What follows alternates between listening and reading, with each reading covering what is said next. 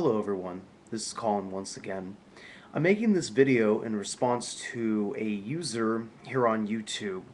He goes by the name of Ahmed's Quran 3 is his username. And I believe he represents a larger website called inthenameofallah.org, which from my understanding is a website that is hell-bent on refuting Islam in general, the Quran, and things of this nature. Now, while I'm all for people to explore possibilities and to try and gather their own information and individual studying, I also disagree with outright lying, fabrication of Islamic texts or any text for that matter, no matter what religion you're trying to get a different point of view on, and basically misrepresenting the said theology of any religion. And what I found with this person's videos, at least the three that I'm going to be refuting one after the next, is that yes, there are certain topics that are not gone into detail, there are certain ideas that are left out, and things of this nature. But you'll see that as I refute the next several videos. Now, the first video is from the title, is Missing Verses in the Quran, Part 78. This is the name of the person's video. And he talks about that the Quran that cannot be inspired by God, or therefore is not as authentic as Muslims say, because it is missing certain verses that apparently were in the Quran but are no longer in the Quran. Now, he mentions for his argument the stoning verses, where it is part of Islamic Sharia law to stone adulterers who are married. In other words, there's a difference between adultery and fornication in Islam, and the punishments are very different. Now, he cites a hadith where the companion of the Prophet Muhammad, Umar, reports that there was a verse that they did recite that talked about stoning adulterers, and that this was a practice, this was a sunnah of the Prophet Muhammad, and that he was afraid that if the people would forget that this was a practice, that this was a part of Islamic Sharia, and that they would not practice this, they would not implement this anymore. Now, he makes a big deal about this, and he says that how do we know that the Quran we have today is authentic if we obviously have verses that were abrogated? And he kind of pokes fun at the whole concept of Islamic abrogation. This is probably one of the most misunderstood concepts of the Quran and of Islam. One of the major misconceptions is the idea of abrogation in Islam. Now, the thing is that the Quran was not canonized, it was not compiled in a book form until many years after the Prophet, during the reign of Abu Bakr as the first caliph. Now, I'm sure this person knows this because I think he mentions this in some of his videos.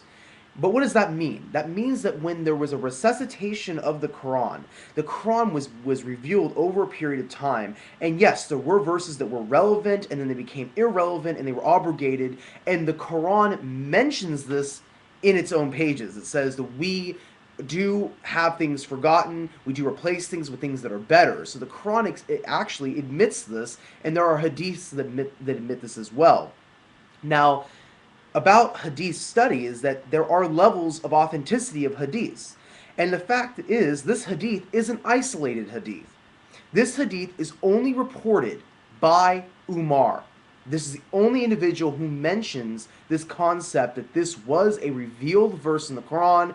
It was then forgotten or abrogated, but the punishment should still stand on its own merit, regardless if it's actually in the Quran or not. I'd also like to point out that the various traditions amongst all the hadith collections that actually contain this one hadith vary in their reporting of what Umar actually said, furthering the idea that not only is this an isolated concept in hadith, but also that the wording is very different, and apparently this was reported by the same individual, yet the wording is different. Further adding to the case that this is not the most authentic hadith that exists about this topic. Now, I own Sahih Bukhari, and I looked up the area of the Hajj punishments about stoning, and apparently I couldn't find this hadith in Sahih Bukhari. Now, Sahih Bukhari is the most authentic hadith collection. It's not even in there. Sahih Muslim has it in there. So does Ibn Majah, Abu Dawud, and a couple others, but the commentary is very interesting. Because I don't think this individual who made this video is an Islamic scholar. Now, I'm not an Islamic scholar, but it'd be valuable to look at what the Islamic scholars actually say about this hadith. And what they say about this hadith is that yes, this was a verse, perhaps, that was forgotten or abrogated, no longer met the final resuscitation of the Quran with the angel Gabriel and Muhammad before his death, and therefore it was not part of the Quran yet. It is an agreement amongst all Islamic scholars that this hadith, the main focus of this hadith, is to make it clear to future Muslims that there are two things in Islam that are important. There is the Quran and the traditions or the Sunnah of the Prophet. And it is Sunnah that the Prophet did implement this punishment upon adulterating individuals, regardless of their theology, whether they were Muslim, Jewish, or etc. And that this is the point of this hadith. The point of this hadith is to show that the traditions, the way of the Prophet is just as important as the Quran and Sharia law. And indeed, there is another hadith in Abu Dawud where the Prophet, with regards to this topic of stoning, repeats over and over again, it's my tradition, it's my tradition, it's my tradition. What is it? It's his sunnah, it's his way. And so therefore, this is something that is in the Quran. Or excuse me, this is something that is in Islam as far as a concept. Now, the thing is that many people bring up this topic and they think that Muslims are trying to hide something. Well, if that were the case, then why do Muslim scholars talk about this? Why do they have this in their hadiths? Why do they basically say that, yes, this is something that was recited as the Quran, it's no longer recited as the Quran, but we still practice it? These are things, this is the concept of Islamic theology, that you have the Quran and the Sunnah of the Prophet. And the fact that this person alleges that, well, this is one thing that was in the Quran, how do we know that other things weren't in the Quran? How do we know that this is the Quran? The fact is that the Muslims are admitting to this. They're not trying to hide anything. They are saying, yes, this was part of the Quran, it's not part of the Quran anymore, but it is part of the Sunnah of the Prophet, it's still part of Islam. Now, this person also alleges that and I don't know where he got this from, he doesn't mention any hadith book, he just rains off hadiths, and he mentions that there were verses in Surah 33, and that Surah 33 was actually almost as long as Surah Al-Baqarah, which is Surah 2.